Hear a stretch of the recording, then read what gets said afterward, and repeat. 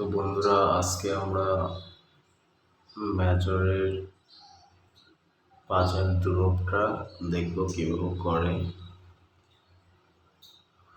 প্রথমে আমরা এখানে দিব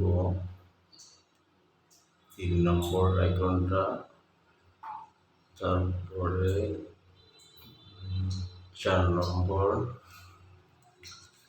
তারপর আমরা দ্বিতীয় লাইনে এসে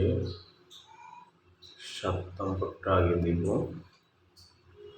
7 নম্বরটা দেওয়া হয়ে গেছে। এখন আমরা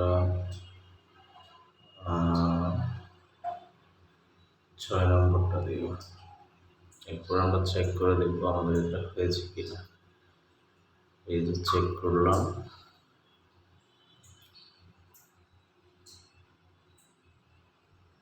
আর আমরা 5000 পয়েন্ট পেয়ে গেলাম। ধন্যবাদ সবাই।